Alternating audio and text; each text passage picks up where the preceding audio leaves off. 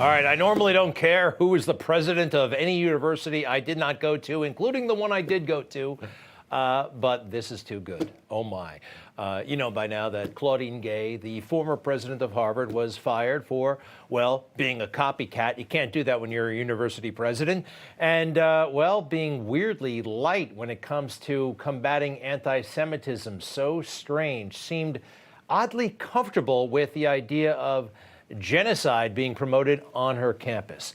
So she's out, but she's mad. She is irate. They just published a big op-ed of hers in the New York Times. It's racism, all right. She was targeted because she's a woman. Not only a woman, but a black woman. And oh boy, she is mad. But I'm sorry, you were the president of Harvard University, so you lose your job. Who do you think you were? Huh? The president of the United States? I mean, only Joe Biden, the president of the United States, can plagiarize and copy others and be light on anti-Semitism and get away with it. Take a look. Democratic presidential candidate Joseph Biden today faces a controversy. 3 weeks ago at a debate at the Iowa State Fair, he used phrases identical to those delivered by British Labour Party leader Neil Kinnock. Why is it that my wife, who's sitting out there in the audience, is the first in her family to ever go to college? Why is Gladys the first woman in her family in 1,000 generations to be able to get to university? My ancestors who worked in the coal mines in northeast Pennsylvania and who come up after 12 hours and play football. 8 hours underground and then come up and play football. It's because they didn't have a platform upon which to stand. There was no platform upon which they could stand. And back then, when he was running for president the first time, he was totally busted. But Joe being Joe, and his head being as big as it is, and being as strangely arrogant and kind of dumb at the same time, didn't think he had that much of a problem on his hands. It's been raised that by my opposition that I have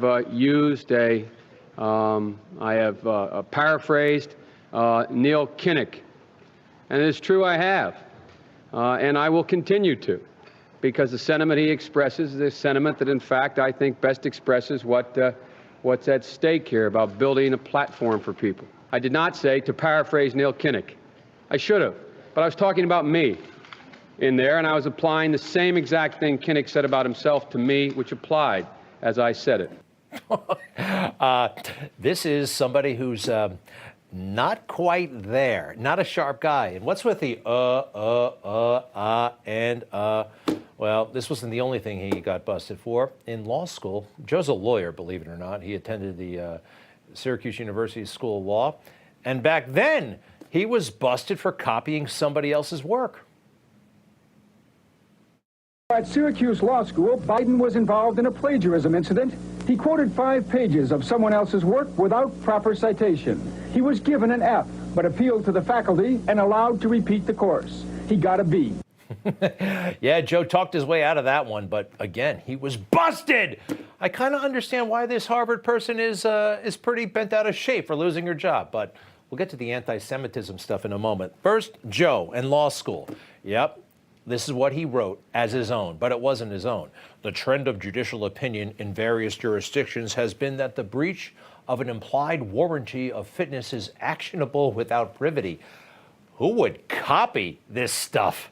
Joe would. It doesn't make any sense, but Joe found it in some law review article from Fordham University. The same exact words. The same exact words. And he wasn't done there. Back to Joe's very wordy paper, because it is tortious wrong upon which suit may be brought by a non-contracting party. I wonder if Joe could diagram that sentence. Could anybody diagram that sentence? Let's go back to the law review article. Joe copied the damn thing. I mean, totally copied it. Was busted because it is tortious and wrong. Anyway, back then, when the media was not afraid, this was front page news. A Democrat plagiarizing the New York Times. Yep. Joe Biden admits plagiarism in school, but says it was not malevolent. Okay. When you go inside, Joe's trying to talk his way out of this thing is really kind of amusing. Let's do it, huh? My intent was not to deceive anyone, Mr. Biden wrote, for if it were, I would not have been so blatant. Joe is very discreet when he deceives. Let's see here. At another point, the young Mr. Biden said, "If I had intended to cheat, would I have been so stupid?" Do I have to answer that? "I value my word above all else," the impassioned letter said. "This is a fact which is known to all those who are or have been acquainted with my character." I don't know. Should we play that? Should we play that clip where he lies 27 times in 45 seconds? We all know his character by now. It doesn't say those who will know his character. All right. But this is not just about plagiarism, right? This is about anti-Semitism. And that's really the worst thing about the Harvard president, right? She was so weirdly light on anti-Semitism. Dr. Gay, at Harvard, does calling for the genocide of Jews violate Harvard's rules of bullying and harassment, yes or no? It can be, depending on the context. You know, I mean, that's unacceptable. Unacceptable. Anti-Semitism is real, and it's raging all over the country, right? We've all seen it. It's real, unlike, well, white supremacy, right? Where are the white supremacy demonstrations? Have you seen any? Have there been any white supremacy arrests? No, it's a phantom. White supremacy is awful, but it's not a thing. It's just not a thing. A couple of guys in prison, a couple of guys in the woods, that's it. But on anti-Semitism, Joe has been as weak and as light as maybe even the president of Harvard. You know, after October 7th, Joe had very little to say, even about the conflict, even about anti-Semitism that we were already seeing in America. He made one statement and then he went quiet, actually. And when he finally spoke after a couple of days, he didn't talk about Iran and he didn't talk about anti-Semitism, which was all over the place. A lot of folks on the left, they're anti-Semitic. And Joe knows that, and he has to manage that. AOC, she's the heart and soul of the Democrat Party. Maybe there's this. Joe, right there, kind of like the Harvard president, is a beneficiary of affirmative action, in a way, of being selected for a big job, not because of ability, but because of what's on the outside. In Joe's case, well, who remembers Barack Obama back in the day when he was running for president? You know, he was young and he had just gotten to the Senate, well, 2 minutes earlier. And he picked Joe Biden for some reason. Why did he pick Joe? He didn't pick him for ability. He picked him because he looked a certain way. Barack was young, Joe was old, right?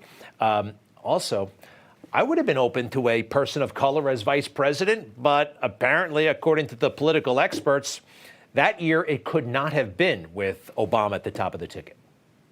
You think about Barack Obama running in 2008, a black guy, right? He's running and he needs to be balanced out in terms of trying to convince white men, white voters to come to his side. So he picks somebody like Joe Biden. The reason he was put on the ticket in the first place was not because he was akin to Obama, but because he was so different than Obama, right? Because he kind of balanced the ticket, because he made people in 2008, you know, kind of maybe more culturally conservative white voters who might be uncomfortable with Obama. He sort of vouched for him.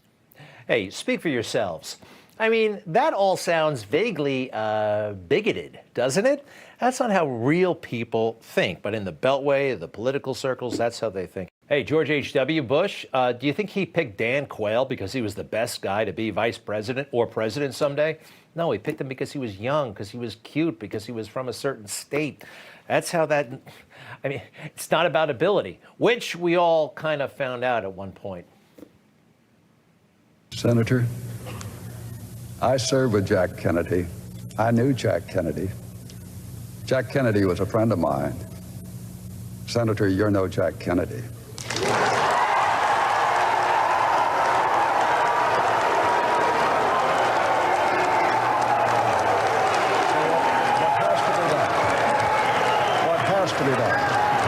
In a situation like that, in a situation like that, you're only taking time is to call in the joint. Your own candidate. That was really uncalled for, Senator. All right, good for Dan Quayle, actually, in that moment. Dan Quayle is about 1,000 times smarter than they portrayed him, but nevertheless, he was a liability. And he was picked not because of ability, but because of what's on the outside. Whether it's race, whether it's youth, it's always wrong. George H.W. Bush had to admit it himself in his own diary. It was my decision and I blew it, but I'm not about to say that I blew it. But he blew it. You know, this woke stuff, it always backfires. You know, people thought that electing Obama was going to do wonders for people of color. It didn't nationally, and it didn't in the office. Obama thought, hey, I'm black. I don't have to appoint anybody who's black. And he was surrounded, notoriously actually, by white folks in the White, not for me, but even people at the White House, like the junior staffers were grumbling. What's with all the white men? Well, Barack Obama thought since, hey, I'm Barack, it doesn't matter. I'm diverse enough. You get it? This is all toxic stuff. It really is backwards. And so is this. We appointed more black women to the federal courts, circuit courts, than any other president. I've appointed more appellate federal judges who are women and African American than every other president in history combined. I've appointed more black women to the federal court and circuit courts than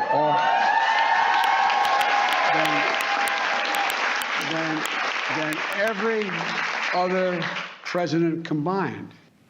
Boo! I would have been booing. I would have been booing because people should not be judged on what's on the outside. But that's what America is right now. Maybe this is a turning point. I don't know. We definitely needed a turning point. We needed a turning point back when this character showed up. Dr. What is it? Richard Levine? Rachel Levine. Oh, I just misgendered the doctor. Remember this nonsense? What is she? Deputy something at the Health and Human Services Administration. That's a big job, actually.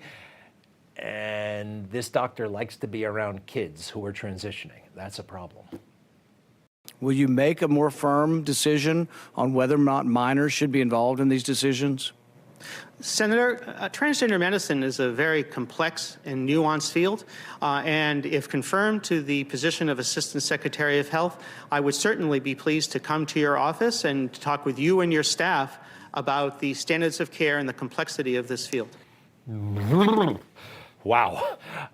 Somebody got their kicks appointing Rachel Levine to that job. The president had nothing to do with it. People, you know, underlings, whatever. It's not as weird as this, though.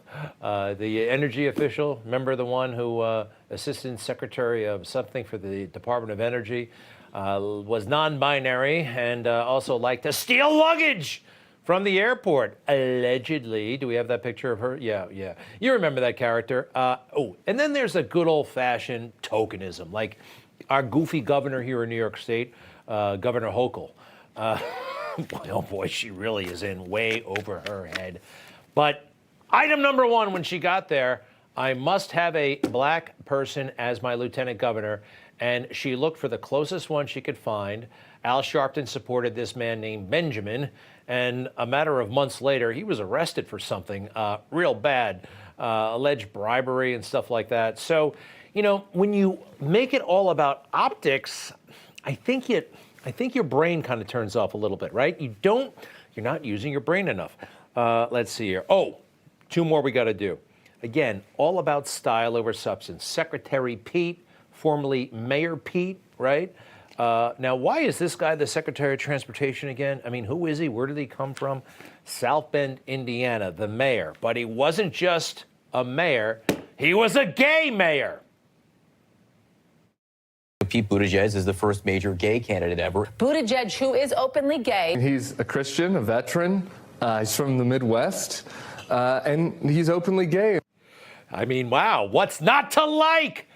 Most people don't care. We really don't care. Can you do the job? And Pete can't. But these political types, they could not stop talking about, writing about, broadcasting that the man is gay and was a big part of his story. But that story is not helping Pete unscrew the airplane situation, the delays, the cancellations, the trains. We have big problems. Because what does he know how to do? Seriously, he knows how to, well, he's gay and he knows how to fill potholes, right? Potholes. This is him as mayor. So